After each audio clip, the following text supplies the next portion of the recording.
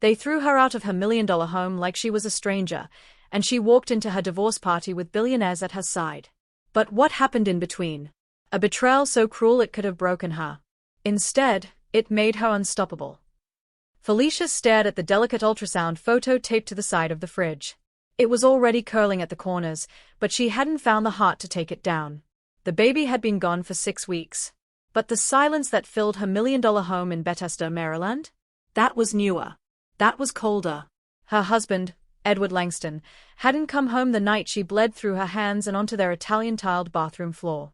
He was at a benefit, one of those galas his mother made him attend to keep up appearances. Catherine Langston had always obsessed over appearances. It's why she never liked Felicia. Not because Felicia was rude. Not because Felicia lacked grace or credentials. No, Catherine never liked her because Felicia was black. She didn't say it out loud. Catherine wasn't that bold. Her cruelty came dressed in smiles. In the way she'd introduce Felicia as the girl Edward met at a design show, conveniently omitting the fact Felicia was a celebrated interior architect with clients from DC to Atlanta. In the way she accidentally forgot to send her the holiday invite 3 years in a row. Or how she'd brush past her with a comment like, "I'm sure your people celebrate Christmas a bit differently, right dear?" But nothing compared to what she did after Felicia's miscarriage. Felicia had spent the night alone in the hospital room. Alone, because Edward said he couldn't leave the charity event without causing a scene. She held her own hand as she was wheeled into surgery. When she woke up, her womb was empty, and so was the chair beside her bed. She returned home the next morning, still wearing the hospital gown beneath her coat. No flowers. No note. Just silence. Then came the knock. She opened the door to Catherine, wrapped in pearls and pity. "Oh, sweetheart," she said, not even stepping inside. "It's a shame. But maybe now Edward can get focused again. This phase you 2 are in, it was never meant to last forever." Felicia blinked, gripping the door frame to keep her knees from buckling. "Excuse me," she whispered. Catherine smiled, a gleam of victory behind her sympathy. "You've had your time, dear. But now it's time to move on, with dignity. I've already spoken to Edward. There's a place in Annapolis where you can stay until things are finalized." She handed Felicia a plain envelope. Inside were divorce papers. She didn't scream. She didn't cry. She just stepped back, shut the door, and locked it slowly. That night, Felicia packed a single suitcase. 1 dress. 2 heels. Her laptop. And the ultrasound photo. She left the mansion without looking back. But she didn't go to Annapolis. She went to the only place that ever felt real, her late aunt's brownstone in Baltimore. She sat on the creaky steps of the porch, legs shaking. Then she pulled out her phone and opened her contact list. There were names in there Catherine didn't know. People with private jets and 10-figure net worths. People who respected her when she had nothing but blueprints and passion. She scrolled. Then stopped. One name. She called. When the line picked up, she said just 5 words. "I'm throwing a party. Come." The man on the other end didn't ask why. He didn't need to. And when he arrived, he wouldn't just help her heal. He'd hand her the stage that would dismantle Catherine's world. The call ended without another word. No confirmation. No questions. Just silence on the other end, and that told Felicia everything she needed to know. He was coming. 3 days later, a black SUV with tinted windows rolled up to the edge of the Baltimore block that still smelled faintly of gasoline and corner store incense. When the back door opened, out stepped Lincoln Avery III, self-made billionaire, tech disruptor, and one of the first men who ever told Felicia her mind was more valuable than gold leaf wallpaper. They'd met 10 years ago, when she pitched a design overhaul for his company's DC headquarters. He didn't just approve it, he tripled her budget and introduced her to half of his network. Nothing romantic had ever happened between them, but their respect for one another was quiet, constant, and unshakable. He looked at her now, not the carefully curated version of Felicia in designer heels, but the woman sitting barefoot on her aunt's steps in a hoodie, holding a half-torn ultrasound photo. And he didn't say, "What happened?" He said, "Where do you want it?" Felicia looked up, her voice barely a whisper. "Someplace they'll never forget." That's how the idea was born, not as revenge, but as rebirth. Not to show Catherine what she lost, but to remind Felicia what she'd survived. Within days, Felicia had 3 planners on speed dial, 1 estate manager negotiating in Potomac, and a list of personal invitations that could make even the most seasoned DC socialites sweat. But this wouldn't be a pity party. No broken hearts. No sad speeches. This would be a liberation ceremony. A celebration of choosing herself, in the most opulent way possible. The estate was a modern fortress nestled between trees that whispered secrets. Floor-to-ceiling windows. An infinity pool overlooking the hills. Helicopter access. A private chef trained in Paris. And more importantly, complete exclusivity. She named it the Velvet Exit. One by one, invitations were hand-delivered, not emailed. Black satin envelopes sealed with custom gold wax. Inside, the message was simple. You are cordially invited to witness the celebration of freedom. Dress in power. Walk in silence. Speak only in truth. There was no mention of divorce. No trace of bitterness. Just elevation. And yes, one envelope was delivered straight to Catherine Langston's estate. Felicia didn't send it out of malice. She sent it because she knew women like Catherine didn't respect absence. They only understood spectacle. They only paid attention when the person they discarded showed up surrounded by people they could never control. In the following days, whispers began to spread. Who was hosting this mysterious party in Potomac? Why were senators, philanthropists, celebrity chefs, and elite CEOs RSVPing? Even the Washington Chronicle caught wind and asked for press access. But Felicia declined. This wasn't for tabloids. This was for her. Still, one final detail remained. She needed a dress. And not just any dress, a statement in fabric. She found it in a tucked-away atelier owned by a black designer who hand-stitched every thread like poetry. It was made of deep emerald velvet with gold trim, cascading down her body like royalty. When she tried it on, she didn't see the woman who had been left on a cold bathroom floor. She saw someone being reintroduced. She smiled at the mirror, touched her collarbone, and whispered to her reflection. Let them come. The night air in Potomac was unusually warm for early spring, as if the skies themselves knew something monumental was about to unfold. The estate shimmered with subtle grandeur. Candles floating in pools, violins whispering under starlight, and guests arriving in silence as requested, each one dressed in bold, unapologetic shades of power: crimson, royal blue, obsidian, and gold. But no one outshone Felicia. She descended the marble staircase like a queen emerging from a decade-long war, not wounded, but wiser. Her emerald velvet gown clung to her like victory, and her expression held a silence that demanded respect. No tears. No vengeance in her eyes. Just a calm fire that dared anyone to underestimate her again. Cameras flashed, not from paparazzi, but from invited documentarians chronicling black luxury and legacy. She didn't flinch. She owned every frame. Whispers floated through the crowd. Is that the woman who was married to Edward Langston? Did you hear what his mother did to her? She doesn't even look like she's from the same world anymore. And then, they arrived. Edward and Catherine Langston. Not through the main gate. Felicia had anticipated that. They slipped through the side, escorted by a junior-level staffer who didn't recognize the names on the Do Not Admit list. Catherine wore a pale pink silk wrap and diamond earrings the size of teardrops. Edward looked hollow. Leaner. Paler. They weren't on the guest list, but they didn't care. Catherine had heard enough whispers to swallow her pride. Felicia spotted them immediately. She didn't blink. She walked to the center of the room and gently raised her glass. The violins stopped. The guests turned. The silence was velvet thick.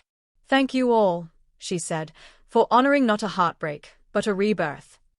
She let the words sit. I spent years trying to be accepted by a family that never saw me as enough. But tonight, I realized that being unwelcome in one home doesn't mean you're unworthy of building your own empire. Soft murmurs of agreement rippled across the marble floors. She raised her glass again. To every woman who walked away with nothing, only to build everything. The crowd erupted. But just as she stepped back, a deep voice called out from the far end of the room. Mind if I say a few words? It was Lincoln Avery. Until now, he'd stayed silent, leaning against a column, watching. But now he stepped forward, holding a folded piece of paper in one hand. I hadn't planned to speak, he began, but I couldn't stay quiet tonight. Felicia's brow furrowed. This wasn't in the plan. Lincoln opened the paper and began to read a letter. But not just any letter. A letter Catherine Langston had sent to Edward 6 years ago, urging him not to marry Felicia. A letter that dripped with racism, elitism, and vile undertones. A letter Lincoln had quietly obtained through a former legal contact, because he knew someday, Felicia deserved to know the full truth. The room fell silent again, but this time, with stunned horror. Words like tainting the bloodline, temporary infatuation, and better off with one of our own hung in the air like poison. Felicia didn't cry. She just nodded. And then she turned, to the guests, to the violins, and to her future. "Play something joyful," she said softly. The music resumed. Catherine and Edward didn't leave. They fled. And no one followed. As the final notes of the violins soared back to life, something changed in the air, not just in the room, but in Felicia.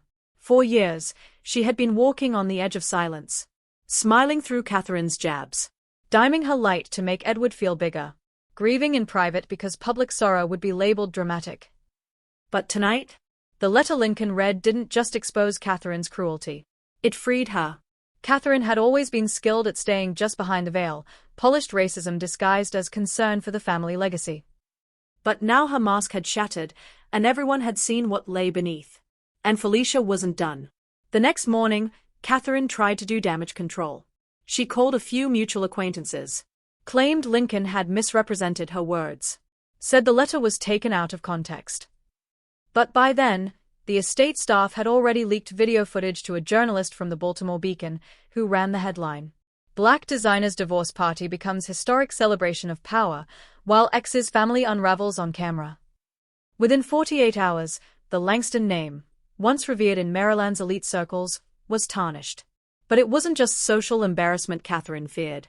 It was the fact that someone like Felicia, a woman she once dismissed as decorator class, was now the name on everyone's lips in boardrooms, boutiques, and even city halls. Because Felicia wasn't just throwing parties anymore. She was building a legacy. 3 weeks later, Felicia launched the Velvet Collective, an annual initiative supporting Black women entrepreneurs across Baltimore and D.C. The event was funded by 3 of the billionaires who attended her party, and co-chaired by Lincoln Avery himself. Catherine saw the press release in her morning paper. Her hand trembled as she read the names attached. The mayor, 2 senators, the president of the Maryland Historical Society, and at the top of the list, Felicia Langston Brooks. That name, hyphenated, was no accident. Felicia didn't erase the past. She reclaimed it, turned the name they tried to bury her with into one that opened doors. That same week, Felicia's lawyers contacted Edward regarding an amendment to their divorce agreement. Catherine had initially arranged the legal team to ensure Felicia left with nothing. But now, a new clause surfaced. Real estate reassessment. See, what Catherine didn't know is that Felicia had made substantial design renovations to the Langston family estate, custom improvements that raised the home's value by nearly $2 million. And she had receipts, signed contracts, even original blueprints bearing her signature. Her lawyer simply said, "We're not suing for ownership. We're just requesting fair equity distribution from the enhancements." It wasn't about money. It was about acknowledgement. And once again, they couldn't refuse, because to challenge it publicly would risk even more exposure. Edward signed the settlement, and Felicia walked away with $4.2 million in compensation. That same day, Felicia purchased a commercial building downtown, a historic structure Catherine's father once tried to acquire, but lost in a zoning dispute. Now it belonged to Felicia. And the name etched across its glass front doors? Langston Center for Black Innovation and Design. When a reporter asked her if it was a revenge move, Felicia smiled politely and said, "No. Revenge is loud. This is restoration. Restoration doesn't shout. It simply replaces what was broken with something better." And she meant it. She wasn't trying to destroy the Langston name anymore. She was simply making sure that, from now on, she would define it. Catherine Langston had always believed that time was her greatest ally. Scandals faded. Gossip moved on. And reputations, if handled delicately enough, could be polished back to their original shine. But months had passed since the Velvet exit, and the stain on her name hadn't lifted, it had deepened. Her social circle had shrunk to a fraction of what it once was. Invitations to charity galas stopped arriving. And Edward was no longer the charming, polished heir people admired. He had become a man with a fractured marriage, a damaged family brand, and dwindling business investments. So Catherine decided she would fight fire with fire. If Felicia had taken her humiliation public, Catherine would return the favor. She reached out to a society columnist from the Capital Chronicle, a woman who owed her more than one favor. Over coffee at a quiet Bethesda cafe, Catherine painted a story of betrayal, twisting every truth she could about Felicia's marriage. "She never loved my son," Catherine said smoothly, her manicured fingers curling around the porcelain cup. "She used him. Used our name. And when she left, she took things that didn't belong to her." The journalist hesitated. "Do you have proof?" Catherine smiled thinly. "Leave that to me." Her proof came in the form of an old, unsigned invoice for renovations to the Langston estate, one that conveniently left Felicia's design firm off the credits. Catherine's plan was clear: frame Felicia as a fraud who had taken credit for work she didn't do. She didn't know Felicia had been warned. Lincoln Avery called Felicia 2 days before the article was set to run. "They are trying to corner you," he said simply. Felicia didn't panic. She didn't even frown. Instead, she reached into a leather-bound portfolio she kept in her office, a portfolio filled with every signed contract, every design blueprint, and every payment confirmation from her years with Edward. But Felicia didn't plan to defend herself quietly. If Catherine wanted an audience, Felicia would give her one. The morning the article dropped, Felicia was already prepared. She sent a single email to her extensive guest list from the Velvet Exit, inviting them to a special unveiling at the Langston Center for Black Innovation and Design that very evening. By the time the crowd gathered, the whispers had already started. "What's she unveiling? Is this about that Chronicle piece? I heard Catherine's name is all over it." When Felicia took the stage, she didn't open with a denial. She opened with a slideshow. Each slide displayed time-stamped proof of her work on the Langston estate, photos of her measuring drapes in the grand ballroom, standing beside contractors in hard hats, and signing design sketches with her firm's embossed seal. The final slide? A copy of Catherine's own handwritten note thanking Felicia for her visionary touch on the estate. Gasps filled the room. Felicia closed the slideshow and let the silence stretch. "You see," she said calmly, "truth doesn't need to shout. It just needs to be shown." From the back of the room, Catherine stood frozen, her face pale, her hands tightening around her clutch. The applause started soft, then built into a standing ovation. And as Felicia stepped down from the stage, guests moved past Catherine as if she were invisible. Catherine had come to watch Felicia's fall. Instead, she witnessed her own. The Langston Center for Black Innovation and Design stood bathed in the glow of warm amber lights, its glass facade reflecting the skyline of downtown Baltimore. Inside, guests still mingled long after Felicia's slideshow dismantled Catherine's final attack. The air buzzed, not with gossip, but with admiration. Felicia stepped out onto the terrace, away from the chatter, letting the evening breeze wrap around her shoulders. For the first time in years, she felt something she hadn't dared to reach for since before she married Edward. Stillness. She thought of the woman she had been, the one who walked into the Langston estate trying to earn a place at a table that was never set for her. She remembered the late nights trying to prove her worth, the silent car rides home from events where Catherine's barbs still lingered in the air, the ache in her chest when she lost her baby and her husband wasn't there to hold her hand. And then she thought of tonight. Of the way strangers and allies alike had stood for her, applauding not just her survival, but her creation. Of the way Catherine had looked, stripped of the quiet power she'd always wielded like a knife. The old Felicia might have felt a flicker of satisfaction at that. The new Felicia? She simply didn't care anymore. Her phone buzzed. It was a message from Lincoln. "It's done. She can't touch you now." Felicia smiled faintly. Catherine had been the storm cloud shadowing her for years. But now that the sky had cleared, Felicia realized Catherine's absence wasn't the victory. Her own presence was.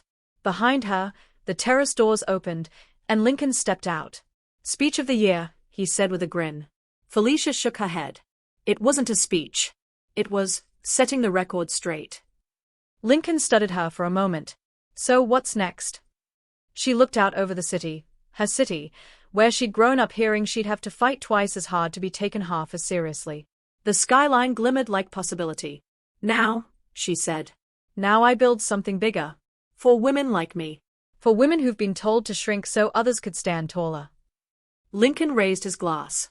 "Then here's to expansion." They clinked glasses under the stars. Weeks later, the headlines had moved on, but Felicia's name hadn't. The Langston Center became a hub for creativity and enterprise, hosting mentorship programs, design expos, and cultural galas that celebrated Black innovation. She never invited Catherine. Not out of spite, but because Catherine didn't belong in a space built on truth and progress. Edward? He'd moved into a smaller house in Annapolis. Rumor had it his firm was struggling without certain connections that had once come through Felicia's design network. Felicia never called him. There was nothing left to say. On the 1-year anniversary of the Velvet exit, Felicia stood in that same emerald gown, this time on the Langston Center stage, surrounded by women whose businesses had doubled thanks to her initiative. Cameras flashed. The crowd roared. But she didn't hear the noise. She heard the silence of the bathroom floor. That night she lost everything, and realized she'd replaced it with something unshakable. Her own foundation. As she stepped down, a young woman stopped her. "You don't know me," she said, eyes shining. "But you're the reason I didn't give up." Felicia felt her throat tighten, not from sadness, but from the joy of knowing her pain had turned into someone else's light. She walked out into the night without looking back. Because everything worth seeing was ahead. We all know someone who's been counted out and came back stronger than ever. Drop your thoughts in the comments. Would you have faced them head-on like Felicia or walked away in silence? Tap like, share this story with a friend who loves a good comeback, and subscribe so you don't miss the next one.